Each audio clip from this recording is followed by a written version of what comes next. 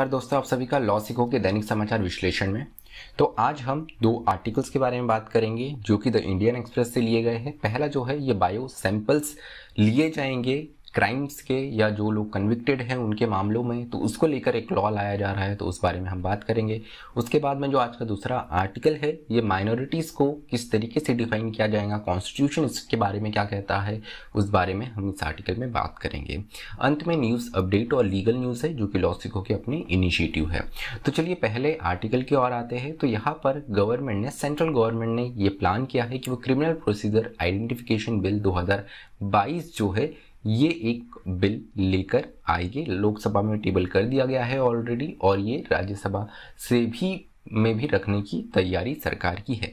तो इस बिल के अंतर्गत होगा ये कि किसी भी क्रिमिनल के सैंपल, बायोलॉजिकल सैंपल जो है वो कलेक्ट किए जा सकेंगे पुलिस या यहाँ पर जो अथॉरिटीज़ रहती है, इन्वेस्टिगेशन अथॉरिटीज़, उनके द्वारा। इसमें बायोलॉजिकल सैंपल में फिंगरप्रिंट, रेटिना स्कैन्स जैसी चीज़ें इंक्लूडेड है।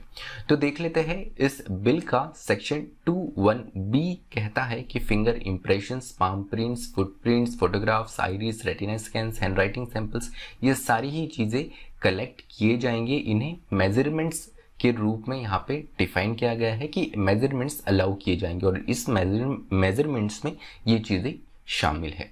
ये जो नया बिल है ये रिप्लेस करेगा आइडेंटिफिकेशन ऑफ प्रिजनर एक्ट 1920 का। तो यहाँ पर महत्वपूर्ण 3 कैटेगरी के लोग इसमें इंक्लूडेड होंगे जो ऑलरेडी कन्विक्टेड है किसी भी ऑफेंस के अंतर्गत। दूसरे वो जो जिन्हें ये ज़रूरत है, जिनके अगेंस्ट ये ऑर्डर हो कि वो सिक्योरिटी के लिए गुड बिहेवियर और पीस मेंटेन करेंगे, अर्थात इसमें हैबिचुअल ऑफेंडर्स आते हैं। और तीसरे वो जो कि नेशनल सिक्योरिटी एक्ट या पब्लिक सेफ्टी एक्ट के अंतर्गत जिन पे मामला चल रहा हो या वो उसके अंतर्गत अरेस्टेड हो। अब यहाँ पर जो सैंपल कलेक्शन है इसके अगेंस्ट में आरोपी कह सकता है, लेकिन अगर उसने कोई ऐसा ऑफेंस किया है वुमेन और चिल्ड्रन के अगेंस्ट, ऐसा कोई सेक्सुअल ऑफेंस किया है जिसमें सज़ा 7 साल से ज़्यादा है, तो इस केस में वो पर्सन रिफ्यूज़ नहीं कर पाएगा। उसके अलावा ये जो सारा डेटा है ये NCRB के द्वारा स्टोर किया जाएगा। अब महत्वपूर्ण बात यह है कि NCRB जो है ये एक सेंट्रल एजेंसी है और वही पुलिस और इन्वेस्टिगेशन अथॉरिटी, प्रिजन अथॉरिटी, ये सारे स्टेट राज्य सरकारों के अंतर्गत आता है। अब यहाँ पे स्टेट सरकार के जो ऑफिसर्स है वो इसे कलेक्ट करेंगे। अब यहाँ पर ये ऑफिसर्स जो है, जो कि स्टेट के एम्प्लॉई है, जो कि स्टेट के सर्वेंट है, ये सेंट्रल गवर्नमेंट के साथ में इसे शेयर करेंगे या ना करेंगे, ये भी एक बड़ा प्रश्न रहेगा कि जो अपोजिशन की स्टेट से, जहाँ पे अपोजिशन की सरकार है, वो स्टेट से बारे में क्या रुख लेंगे, ये भी एक बड़ा इसमें प्रश्न रहेगा। बिल में और भी कुछ इशू है। सबसे पहला लैक ऑफ क्लैरिटी है। बहुत सारे ऐसे प्रोविजन हैं जो कि क्लियरली डिफाइन नहीं है, जो कि फंडामेंटल राइट्स के विरुद्ध जाते हैं। अब फंडामेंटल राइट की बात करें तो right to privacy, Puttaswamy case में ये जजमेंट दिया गया है। वहाँ पे एक ट्रिपल टेस्ट होता है, उस ट्रिपल टेस्ट के संदर्भ में ही कोई डेटा जो है, पर्सनल डेटा जो है, कोई भी सरकार यहाँ पे कलेक्ट कर सकती है किसी नागरिक का। तो क्या ये ट्रिपल टेस्ट यहाँ पे जो लेजिटिमेट प्रोपोर्शन लेवल में लेजिटिमेट यूज़ होना चाहिए, इसका लेजिटिमेट उद्देश्य होना चाहिए, क्या वो फुलफिल होता है, ये भी एक बड़ा इसमें प्रश्न रहेगा। उसके अलावा एक और बात ये है कि यहाँ पर बिल जो है ये नलीफाई करता है right to be forgotten prisoners पे। तो मतलब ये जो डेटा प्रिजनर्स का इकट्ठा किया जा रहा है ये काफ़ी लंबे समय तक या एक असीमित अवधि के लिए भी कलेक्ट किया जा सकेगा। अगर यहाँ पर सज़ा पूर्ण हो जाती है या एक्यूज जो है उसका एक्विटल हो जाता है, इस संदर्भ में डेटा तभी मिटाया जाएगा जब वो मजिस्ट्रेट के सामने जाके इसकी प्रार्थना करेंगे, इसके लिए रिक्वेस्ट करेगा। तभी अगर मजिस्ट्रेट ऑर्डर करते हैं तभी ये जो बायोलॉजिकल सैंपल्स है ये इरेज किए जाएंगे। तो राइट टू बी फॉरगेटिंग जो है उसके भी अगेंस्ट ये बिल जाता है, ऐसा इस आर्टिकल में बताया गया है।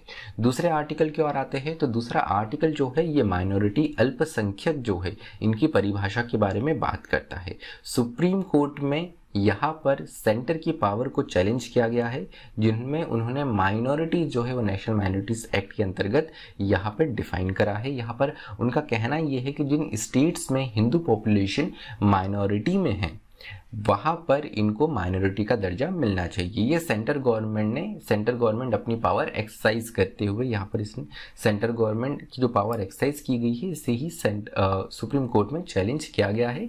4 हफ्तों का यहाँ पे वक्त दिया गया है कि सेंटर जो है अपनी इस पावर को यहाँ पे क्लैरिफाई करे, डिफेंड करे। अब अगर हम देखें तो हमारे कॉन्स्टिट्यूशन में आर्टिकल 29 माइनॉरिटीज़ के बारे में बात करता है। इंडियन कॉन्स्टिट्यूशन में कहीं पे ऐसी माइनॉरिटीज़ की डेफिनेशन नहीं दी गई है किसी भी कानून में। अगर हम देखें कॉन्स्टिट्यूशन के आर्टिकल 29 में प्रोटेक्शन ऑफ माइनॉरिटीज़ दिया गया है कि अगर कोई सेक्शन ऑफ पीपल जो है, सिटीजन जो है, वो डिस्टिंक्ट लैंग्वेज, कल्चर या स्क्रिप्ट रखते हो तो यहाँ पर उनको प्रोटेक्ट करने का अधिकार जो है इनका संविधान देता है। उसके अलावा आर्टिकल 30 के अंतर्गत एक डिस्टिंक्ट माइनॉरिटी जो है, जो डिस्टिंक्ट कल्चर, रिलीजन, लैंग्वेज रखते हैं, ये अपने एजुकेशनल इंस्टीट्यूशंस चला सकते हैं। उसके अलावा आर्टिकल 350A जो है ये कहता है कि special power for linguistic minority to be appointed by the president. तो यहाँ पर प्रेसिडेंट के द्वारा एक स्पेशल ऑफिसर जो है वो लैंग्विस्टिक माइनॉरिटी के लिए अपॉइंट किया जा सकता है, जो कि लैंग्विस्टिक माइनॉरिटी के सेफगार्ड के लिए काम करे। उसके अलावा सुप्रीम कोर्ट में 2 महत्वपूर्ण जजमेंट हुए हैं। TM पाई केस 2002 का जजमेंट है। इसमें कोर्ट ने ये माना था कि जो आर्य समाज है ये पंजाब में एक माइनॉरिटी है। DAV college with state of Punjab का केस था, इसमें स्पष्ट रूप से ये कहा गया था। उसके अलावा DAV college Bathinda with state of Punjab जो है 1971 केस का है, 71 का केस है। इसमें भी कहा गया है कोर्ट के द्वारा, the court also held the minority status can only be quantified based on representation in the state. तो स्टेट के में जो रिप्रेजेंटेशन है उसके आधार पे माइनॉरिटी स्टेटस दिया जाएगा। उसके अलावा बाल पाटिल 2005 का ये केस है। इसमें कोर्ट ने कहा है कि जो लीगल पोजीशन है किसी भी लैंग्विस्टिक या रिलीजियस माइनॉरिटी को डिटरमाइन करने की, ये स्टेट के पास में होती है। तो चलिए अब बढ़ते हैं न्यूज़ अपडेट की ओर। न्यूज़ अपडेट में जो पहली खबर है ये कोझिकोड के बारे में है। केरला का ये सिटी है, इसे यूनेस्को के द्वारा सिटी ऑफ लिटरेचर का दर्जा यहाँ पर मिलने के लिए यूनेस्को इनको असिस्ट करेगा। तो काफ़ी महत्वपूर्ण यहाँ पे राइटर्स हुए हैं। अगर हम इस सिटी से देखें तो वाइकॉम मोहम्मद बशीर है, संजयन है, ओके पोटकट है, MT वसुधावेन Nair, NN Kakkar, UA Khadir, ऐसे बड़े बड़े जो राइटर्स हैं इस सिटी से आते हैं। तो यहाँ पर इस सिटी को ऐसा मेट्रोपोलिस ऑफ लिटरेचर का ब्रांड बनाने के लिए यूनेस्को इसे यहाँ पर असिस्टेंस करने वाला है। तो एक महत्वपूर्ण ये केरला के लिए खबर है। उसके अलावा जो अगली खबर है ये लोकसभा से है।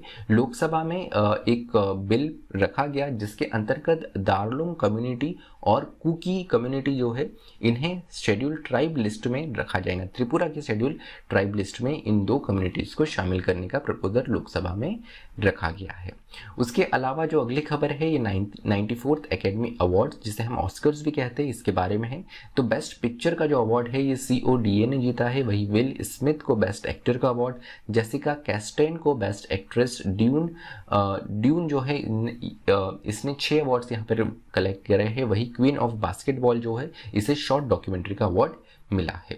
अब आते हैं लीगल न्यूज़ की ओर। तो लीगल न्यूज़ में जो पहली खबर है ये मध्य प्रदेश हाईकोर्ट से है। मध्य प्रदेश हाईकोर्ट के ग्वालियर बेंच ने ये कहा है कि जुवेनाइल जस्टिस बोर्ड के पास में ये पावर है कि वो सेक्शन 12 ये कहता है कि power of juvenile justice board under section 12 does not require any preliminary assessment under section 15 of JJ act. Section 15 of JJ act जो है ये कहता है कि जो 16 से 18 वर्ष के जो यहाँ पे किशोर रहेंगे इनको हीनियस क्राइम के संदर्भ में एज अ एडल्ट ट्रीट किया जाए। तो यहाँ पर एक असेसमेंट इसके लिए किया जाना ज़रूरी होता है, लेकिन जुवेनाइल जस्टिस बोर्ड जो है इन्हें इस प्रिलिमिनरी असेसमेंट की ज़रूरत नहीं होती है जब वो अपनी पावर सेक्शन 12 के अंतर्गत यहाँ पर इस्तेमाल करते हैं। ये बताया गया है MP हाई कोर्ट ने। दूसरी खबर जो है ये केरला रेल की सिल्वर लाइन प्रोजेक्ट के बारे में है। सिल्वर लाइन प्रोजेक्ट अपने आप में काफ़ी कंट्रोवर्शियल प्रोजेक्ट हो गया है केरला का। तो यहाँ पर इसी प्रोजेक्ट पे स्टे लगाने के लिए मामला सुप्रीम कोर्ट में गया था, लेकिन सुप्रीम कोर्ट ने इसमें कोई भी स्टे लगाने से मना कर दिया। अभी हाल ही में यहाँ पे सोशल इम्पैक्ट असेसमेंट चल रहा है और लैंड सर्वे चल रहे हैं silver line high speed rail corridor के लिए। तो इसी के अगेंस्ट यहाँ पे कोई भी फैसला देने के लिए, कोई भी इस पे स्टे लगाने के लिए सुप्रीम कोर्ट के सिंगल बेंच ने मना कर दिया है। तो चलिए आज का जो हमारा विश्लेषण है वो यही समाप्त होता है। मुझे सुनने के लिए आप सभी का धन्यवाद। Thank you. Stay tuned to Law city.